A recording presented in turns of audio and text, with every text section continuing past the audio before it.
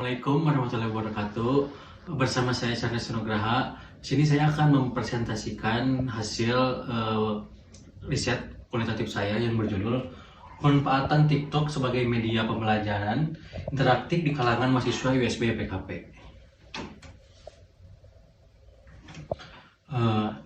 Latar belakangnya adalah TikTok memungkinkan siswa dan pendidik untuk berpartisipasi aktif dalam proses pembelajaran dengan fitur komentar dan tantangan pengguna dapat berdiskusi dan berkolaborasi, menciptakan pengalaman belajar yang lebih dinamis. Fitur pengeditan video yang kreatif di TikTok seperti efek visual dan musik, kemungkinan mahasiswa untuk mengekspresikan diri mereka dengan cara menarik. Jadi lebih interaktif dibanding media sosial yang kebanyakan yang lain gitu.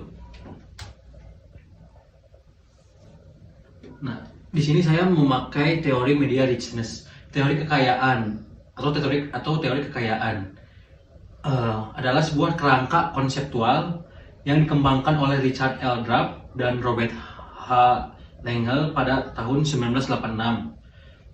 Teori ini bertujuan untuk mengevaluasi dan menentukan efektivitas sebagai media komunikasi dalam menyampaikan informasi, terutama dalam konteks organisasi dan bisnis. MRT berfokus pada kekayaan suatu media yang mendefinisikan berdasarkan kemampuan media tersebut untuk mengelola dan menyampaikan informasi yang kompleks atau ambigu. Metode penelitiannya seperti yang saya sampaikan tadi, saya memakai kualitatif. Menurut Halaludin, penelitian kualitatif mendefinisikan sebagai metodologi yang menyediakan alat-alat dalam memahami arti secara mendalam yang berkaitan untuk fenomena yang kompleks dan prosesnya dalam praktik kehidupan sosial.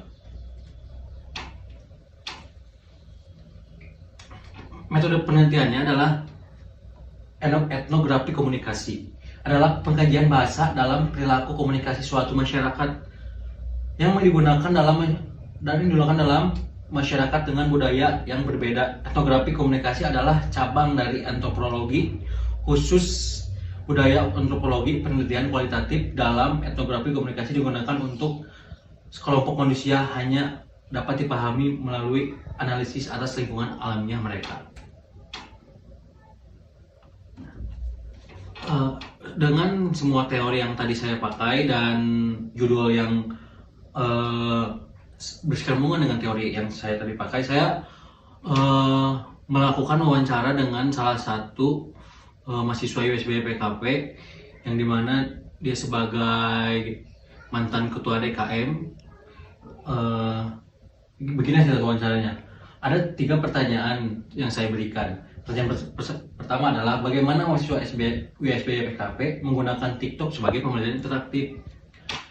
Yang kedua adalah apakah penggunaan TikTok meningkatkan motivasi dan keterlibatan mahasiswa USB PKP dalam proses pembelajaran.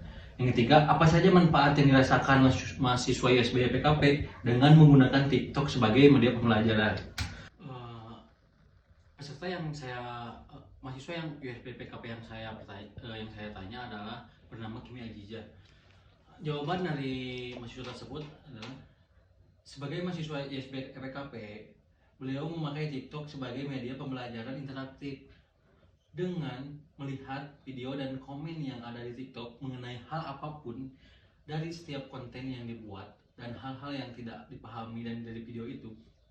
Dia menyampaikan dalam kolom komen dan konten kreator tersebut menjelaskan melalui VT atau video TikTok ataupun hanya sekedar balasan komentar biasa, dan menurut Kimi itu termasuk dalam interaktif dalam cyber. Dan jawaban kedua, bagi Kimi penggunaan aplikasi TikTok yang dia pakai sedikit memberikan motivasi dari setiap kontennya, walaupun kontennya sendiri tidak selalu memiliki kualitas yang bagus untuk ditonton dan untuk keterlibatannya sendiri, dan dapat berinteraksi dengan konten kreatornya akan konten yang diunggahnya dalam konten pembelajaran ataupun konten hiburan. Dan jawaban ketiga, bagi Kimi sendiri manfaatnya cukup terasa katanya. Saya bisa lebih luas mengetahui hal apapun mengenai perkuliahan yang terjadi di dunia dalam sekejap. tidak terbatas ruang dan waktu karena Kimi berada di dunia cyber TikTok itu sendiri katanya. Jadi kesimpulannya adalah ya TikTok sangat interaktif untuk digunakan sebagai media pembelajaran untuk mahasiswa YSBPKP. Sekian, terima kasih.